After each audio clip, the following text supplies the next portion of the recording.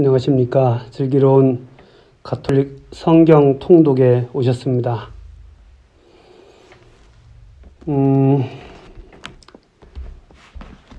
월요일부터 금요일까지 하루에 10분 정도 시간을 내서 성경을 읽고 또 간단한 설명을 함께 붙여 넣는 그런 프로그램입니다. 여러분들의 신앙에 작은 도움이라도 됐으면 하는 바람으로 매주 실시하고 있습니다. 우선 신약 성경을 읽고 있고요. 지금 요한복음 12장 읽으실 차례입니다. 성경을 읽기 전에 드리는 기도. 성부와 성자와 성령의 이름으로 아멘. 말씀은 바로 내 곁에 있고 내 입에 있고 내 마음에 있다. 주님, 성령의 빛으로 저희 눈을 여시어 주님의 길을 보게 하시고 저희 귀를 여시어 생명의 말씀을 듣게 하소서. 아멘. 성부와 성자와 성령의 이름으로 아멘. 요한복음 12장. 마리아가 예수님의 발에 향유를 붓다. 예수님께서는 파스카 축제 엿새 전에 베타니아로 가셨다. 그곳에는 예수님께서 죽은 이들 가운데에서 다시 일으키신 라자로가 살고 있었다. 거기에서 예수님을 위한 잔치가 베풀어졌는데 마르타는 시중을 들고 라자로는 예수님과 더불어 식탁에 앉은 이들 가운데 끼어 있었다. 그런데 마리아가 비싼 순 나르드 향유 한 리트라를 가져와서 예수님의 발에 붓고 자기 머리카락으로 그 발을 닦아드렸다. 그러자 온 집 안에 향유 냄새가 가득하였다. 제자들 가운데 하나로서 나중에 예수님을 팔아넘길 유다 이스가리옷이 말하였다. 어찌하여 저 향유를 300데나리온에 팔아 가난한 이들에게 나누어 주지 않는가? 그가 이렇게 말한 것은 가난한 이들에게 관심이 있어서가 아니라 도둑이었기 때문이다. 그는 돈주머니를 맡고 있으면서 거기에 든 돈을 가로채곤 하였다. 예수님께서 이르셨다. 이 여자를 그냥 놔두어라. 그리하여 내 장례 날을 위하여 이 기름을 간직하게 하여라.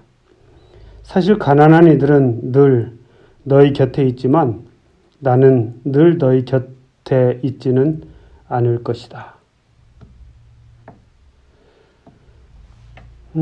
마리아가 예수님이 발에 향유를 붓는 사건, 마테오복음과 마르코복음에도 나옵니다. 근데 거기서는 예수님을 죽일 음모와 유다의 배신 그 사이에 바로 이 사건이 나오죠. 오늘 요한복음에서는 최고의회가 예수님을 죽이기로 결의한 내용 다음에 나옵니다.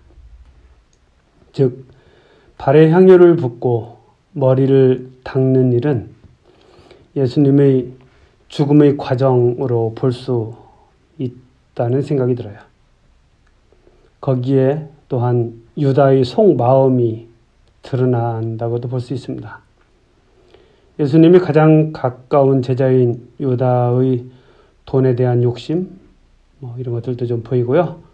그것이 예수님의 죽음과 무관하지 않다. 이런 생각이 듭니다. 유다인들이 라자로까지 죽이기로 결의하다. 예수님께서 그곳에 계시다는 것을 알고 많은 유다인들의 무리가 몰려왔다. 예수님 때문만이 아니라 그분께서 죽은 이들 가운데서 다시 일으키신 라자로도 보려는 것이었다. 그리하여 수석 사제들은 라자로도 죽이기로 결의하였다. 라자로 때문에 많은 유다인이 떨어져 나가 예수님을 믿었기 때문이다. 예루살렘에 입성하시다.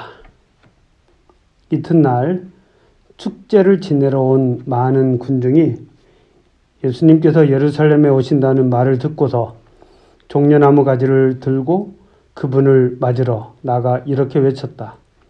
호산나! 주님의 이름으로 오시는 분은 복되시어라.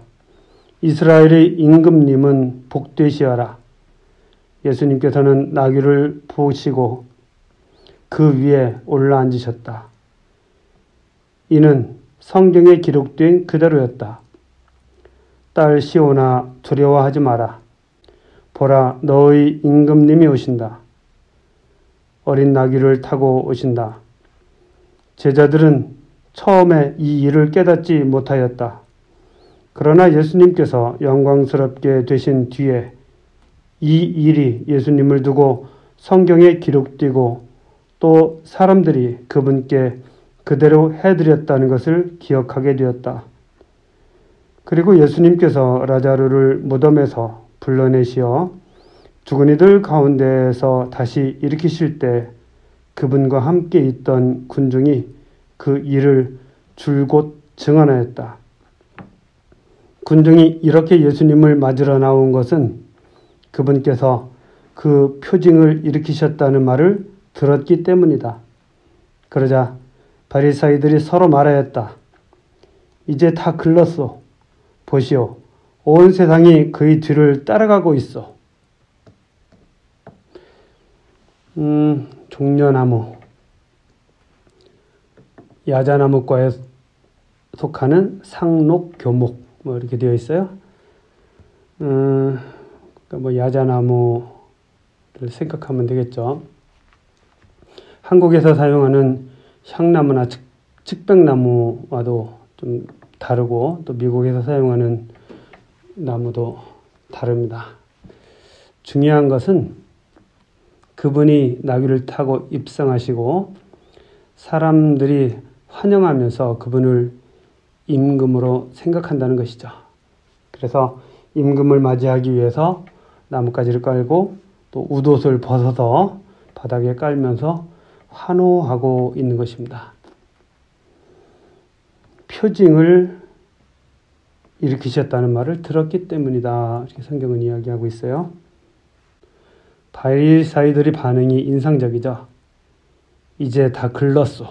보시오. 온 세상이 그의 뒤를 따라가고 있어.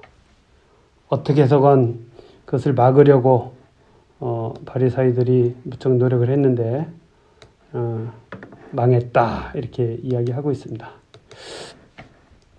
자, 그리스인들이 예수님을 찾다.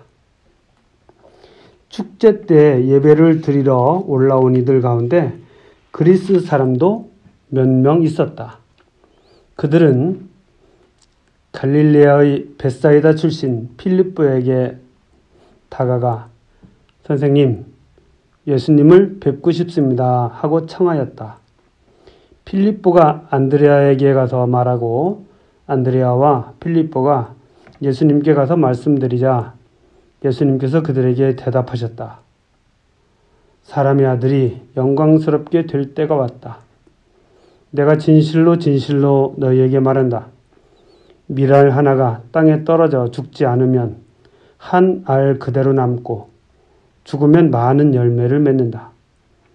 자기 목숨을 사랑하는 사람은 목숨을 잃을 것이고 이 세상에서 자기 목숨을 미워하는 사람은 영원한 생명에 이르도록 목숨을 간직할 것이다. 누구든지 나를 섬기려면 나를 따라야 한다. 내가 있는 곳에 나를 섬기는 사람도 함께 있을 것이다. 누구든지 나를 섬기면 아버지께서 그를 존중해 주실 것이다. 유다인들은 예수님을 죽일 생각을 하고 있는데 그리스인들이 예수님을 만나고 싶어 합니다. 이 성경, 예수님 시대의 이 상황들을 이해하기 위해서 유다이즘과 헬레니즘을 알아야 된다고 그런 이야기를 제가 본 적이 있습니다. 그래서 이 유다이즘은 유다인들이 가지고 있는 생각이고 그리스인들이 가지고 있는 생각을 헬레니즘이라고 볼 수 있죠. 그래서 여러분들이 기회가 되면 유다이즘과 헬레니즘에 대해서 조금 아시는 것도 좋겠다 생각이 들어요. 누구든지 나를 섬기려면 나를 따라야 한다. 사제서 분식에 나오는 말씀입니다. 따라야죠. 사람의 아들은 들어 올려져야 한다. 이제 제 마음이 산란합니다. 무슨 말씀을 드려야 합니까? 아버지, 이 때를 벗어나게 해 주십시오. 하고 말할까요? 그러나 저는 바로 이 때를 위하여 온 것입니다. 아버지, 아버지의 이름을 영광스럽게 하십시오.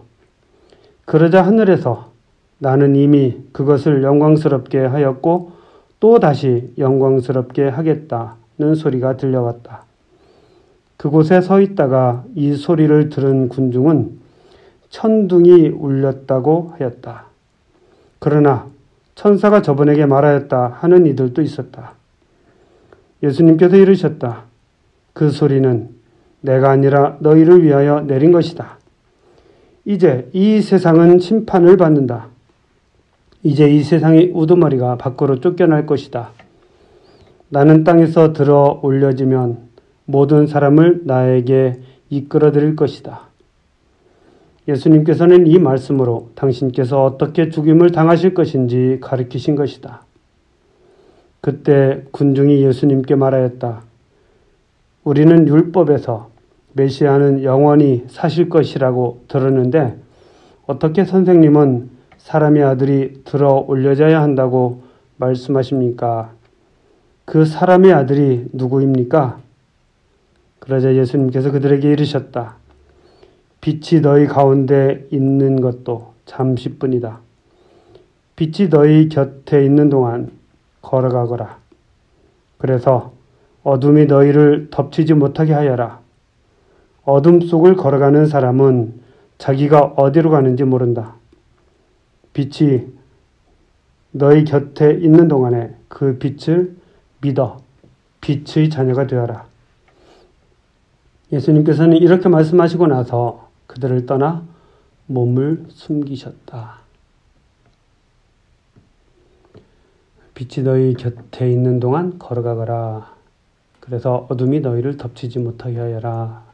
그런 말씀하시네요. 유다인들이 불신. 예수님께서는 그들 앞에서 그토록 많은 표징을 일으키셨지만 그들은 그분을 믿지 않았다. 이는 이사야 예언자가 한 말이 이루어지려고 그리 된 것이다. 주님, 저희가 전한 말을 누가 믿었습니까? 주님의 권능이 누구에게 드러났습니까? 그들이 믿을 수 없었던 까닭을 이사야는 또 이렇게 말하였다. 주님이 그들의 눈을 멀게 하고 그들의 마음을 무디게 하였다. 이는 그들이 눈으로 보고 마음으로 깨닫고서는 돌아와 내가 그들을 고쳐주는 일이 없게 하려는 것이다. 이사야가 이렇게 말한 것은 그가 예수님의 영광을 보았기 때문이다. 그는 그분에 관하여 이야기한 것이다. 사실 지도자들 가운데에서도 많은 사람이 예수님을 믿었지만 바리사이들 때문에 회당에서 내쫓길까 두려워 그것을 고백하지 못하였다. 그들이 하느님에게서 받은 영광보다 사람에게서 받는 영광을 더 사랑하였기 때문이다. 이사야가 예수님의 영광을 보았기 때문에 예언을 한 것으로 나오죠. 시대를 초월하시는 예수님의 구원 사업입니다.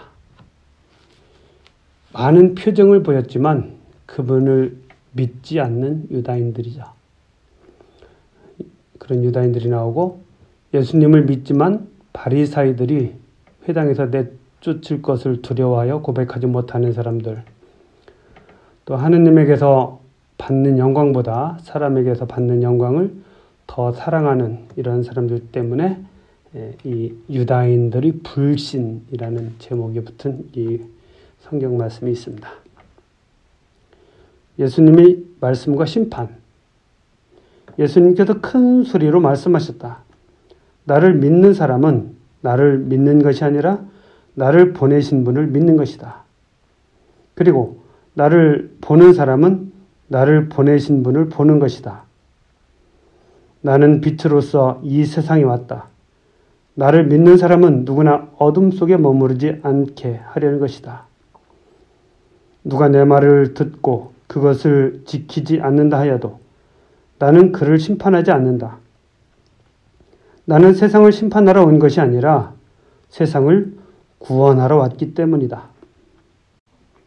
나를 물리치고 내 말을 받아들이지 않는 자를 심판하는 것이 따로 있다. 내가 한 바로 그 말이 마지막 날에 그를 심판할 것이다. 내가 스스로 말하지 않고 나를 보내신 아버지께서 무엇을 말하고 무엇을 이야기할 것인지 친히 나에게 명령하셨기 때문이다. 나는 그분의 명령이 영원한 생명임을 안다. 그래서 내가 하는 말은 아버지께서 나에게 말씀하신 그대로 하는 말이다. 그러니까 예수님은 빛이시라는 거, 요한복음에서는 예수님 자신이 세상의 빛이죠. 그 빛은 아버지와 밀접한 연관성이 있다는 거, 즉 아버지의 빛이라고도 할 수 있다. 그런 생각도 좀 해보게 됩니다.